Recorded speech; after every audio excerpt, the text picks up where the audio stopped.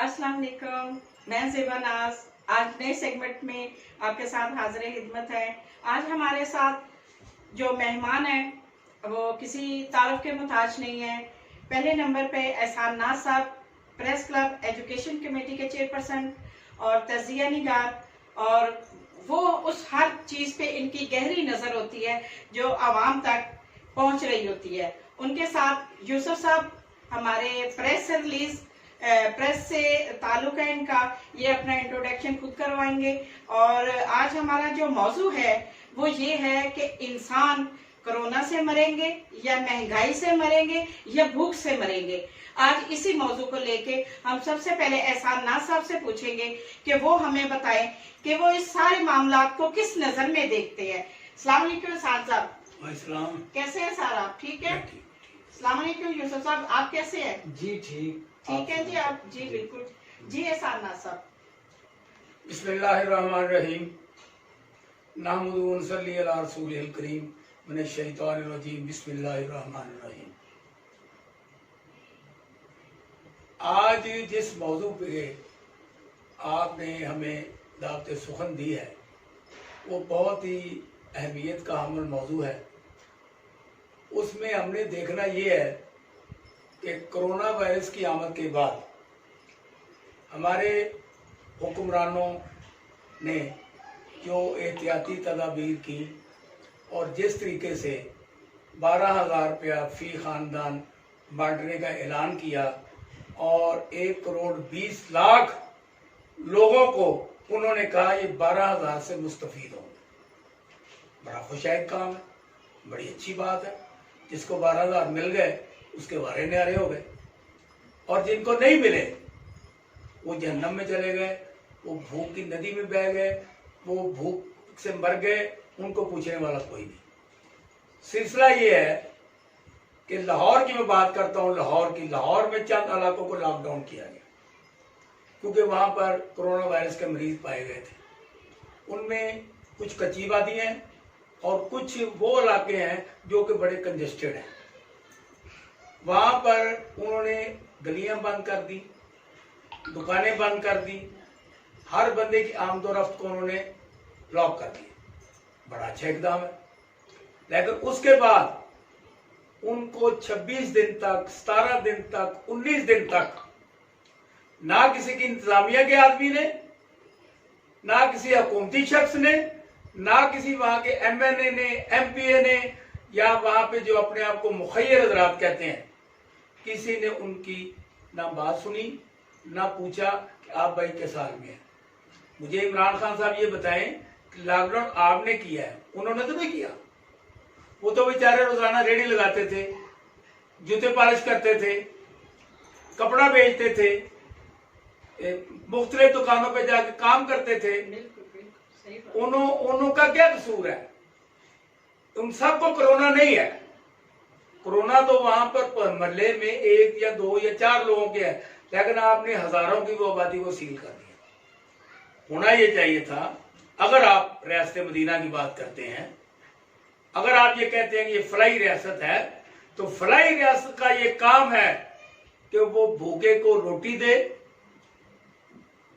नंगे को कपड़ा दे, और जिसके सर पर छत नहीं उसको छत दे। बिल्कुल। तो ये तो भी एक मामूली प्रोग्राम है, मामूली सा कि आपने उनको लॉकडाउन में किया है, लेकिन उनको खाने की ना तो रोटी दी गई है, ना बच्चों के लिए दूध दिया गया है, ना मेडिसिन दी गई है। तो ये क्या है रियासत मदीना? रियासत मदीना को मजाक ना बनाएं और उन भूखे प्यासे लोगों को जिनको आपने लॉकडाउन किया हुआ है उन सबको खाना पहुंचाएं। और इसको अव्वल तरजीह में ये बात करें अपने DC लाहौर को, वज़ीर आला पंजाब उस्मान बुज़दार को, और जो वो लोग अपने आप को जो कि ये कहते थकते नहीं है कि हम मुखय्यर हैं, हम किसी को भूखा नहीं सोने देंगे। यहाँ पर हजारों लोग भूखे सो रहे हैं, और after few day you can see कि बहुत से लोग अपने आप को खुदकशी करके खत्म करने की तरफ भागेंगे। फिर इनको पूछने वाला कोई नहीं होगा। क्या इमरान खान साहब, जब लोग मर जाएंगे तो आप किस पे हुकूमत करेंगे? जी बिल्कुल बजा फरमाया एहसान नाज साहब आपने। यूसुफ साहब, मैं आपसे पूछती हूँ, मुझे बताएं ये 12,000 रुपया जो दे रहे हैं, क्या ये उस हर जरूरतमंद इंसान के पास ये पहुंच रही है इमदाद, और पहुंच रही है तो किस तरीके से पहुंच रही है? हमारी मालूमात के मुताबिक मेरे ख्याल से ज्यादातर वो लोग इनके पास उनको मिल रही है जो इनके नजदीक लोग हैं, जो हकदार है उनके पास हक नहीं पहुंच रहा। जी अस्सलाम वालेकुम। वालेकुम अस्सलाम। सबसे पहले मैं मैडम ज़ेबा नाज साहिबा का शुक्रिया अदा करता हूँ कि उन्होंने आज मुझे मौका दिया। आप एहसान नाज साहब की मैं बात की तायद करता हूँ कि इस टाइम सबसे बड़ी जो प्रॉब्लम है वो कोरोना नहीं है। कोरोना तो है ही, लेकिन जो रोना है ना वो है भूख का। जो भूख है ना उससे बहुत सारे लोग डिस्टर्ब हुए हैं, और वो सफेदपोश लोग जो घर से बाहर जाके किसी से मांग नहीं सकते, वो बेचारे घरों में खुदकुशियां करने पर मजबूर हुए हैं। वो छोटे छोटे दुकानदार, वो ताजर जिनका रोजी रोटी वो इसी से चलती थी, डेली बेसिस पे जो वो कमाते थे, वो मजबूर हुए हैं। वो तबका जो मजदूर तबका है, जो डेली की दिहाड़ी लगा के अपने बच्चों का पेट पालते हैं, उन लोगों को मैंने रोते हुए, उनके बच्चों को बिलखते हुए मैंने देखा है। मैंने इस दौरान जो गवर्नमेंट ने जो सेंटर्स बनाए हुए हैं जहाँ पर अमदाद दी जा रही है, मैंने कुछ सेंटर्स पर दौरा किया है। वहाँ पर खवातीन को रोते देखा है कि सुबह से बैठे हैं भूखे प्यासे, और शाम हो गई है और एंड पे कहते हैं कि जी आपके अंगूठे जो है ना वो शनाख्त नहीं हो रही है। ये बेबसी का आलम मैंने देखा है। रोते हुए उन माओ को, बहनों को, बेटियों को मैंने रोते हुए देखा है। गरीब बेवा औरतें, उनको रोते देखा है। रिक्शा ड्राइवर हैं, उनको मैंने मांगते हुए देखा है। मजबूर बूढ़ी खवातीन जिनकी रोजी रोटी कोई नहीं इस टाइम, जिनके बच्चे कमा के लाते हैं तो घर का चूल्हा जलता है, वो रो रहे हैं। और इमरान खान साहब, आप रियासत मदीना की बात करते हैं, रियासत मदीना में तो एक कुत्ता जो है ना वो भी भूखा नहीं सो सकता था। आपके रियासत में लोग खुदकुशियां करने पर मजबूर हुए हैं। हमने मुख्तलिफ जगहों पर दौरे किए हैं और हमने देखा है कि अवाम के अंदर बहुत गमो गुस्सा पाया जा रहा है। खान साहब, आपके लिए हम एक सजेशन देते हैं कि खुदारा आप खुद इस चीज को हैंडल करें, क्योंकि लोग इस नहज तक पहुंच गए हैं कि वो खुदकुशियां करनी शुरू कर दें। और जिस दिन ये काम हुआ, अल्लाह के हजूर जिस दिन आप पेश होंगे तो ये आपके गिरेबान में होगा सारा कुछ।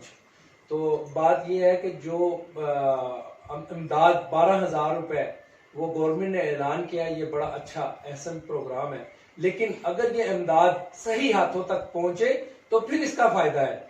लेकिन मैंने ये देखा है कि ये इमदाद उन गरीब लोगों तक पहुंच ही नहीं। मैंने भी काफी सारे लोग जो गरीब बेवा औरतें, उनके मैंने मैसेज किए थे, आज तक उनको कोई मैसेज नहीं आया कि आपको फला जगह पे पैसे मिलेंगे। और वो लोग हमसे पूछ रहे हैं, बिल्कुल ऐसे ही वो हमसे पूछ रहे हैं कि जी ये 12,000 कब मिलेगा। तो खान साहब, हम किसको जवाब दें, क्या जवाब दें? आप इसका जवाब दें।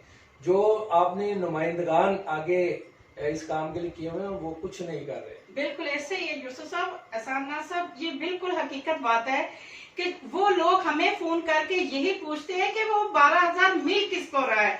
लिहाजा हमारे गांव में ये चीचा वतनी से आज मुझे कुछ 10 लोगों ने कॉल की और यही कहा कि ये इमरान साहब इमदाद दे किन लोगों को रहे हैं, हमारे तक तो ना आटा पहुंच रहा है, ना किसी को कोई खाना पहुंच रहा है, ना किसी की इमदाद की जा रही है। आखिर ये कौन लोग हैं जिनको मिल रहे हैं? वो परेशान हाल लोग तो आज भी उसी परेशान हाल में बैठे हैं और उस मदद का वेट कर रहे हैं जो कि ऐलान किया जाता है। लिहाजा इमरान खान साहब से हमारी ये भरपूर अपील है कि उन लोगों को देखें जो भूखे प्यासे इस लॉकडाउन में मर रहे हैं, वो उनका पुरसाने हाल नहीं है, उन तक आवाम को जाना चाहिए। और आपके जो मिनिस्टर, वजीर, आपके जो ये टीम वर्क करने वाले लोग हैं, कम से कम उन हलकों में खुद जाएं जहां से वो वोट लेते हैं। वहां पे उनको पता है कि कौन सा इंसान भूखा मर रहा है, कौन सा प्यासा मर रहा है, कौन सा बुजुर्ग लोग जो दवाई से मर रहे हैं। ये रूटीन की जो मौतें होती थी वो आज भी उसी तरह ही हो रही हैं। कोरोना तो आज की बीमारी है, उससे पहले की बीमारियां जो चल रही है, क्या सारी दुनिया इसी वबा में मरने वाली थी, और क्या हाल इसी तरह ही चलता रहेगा?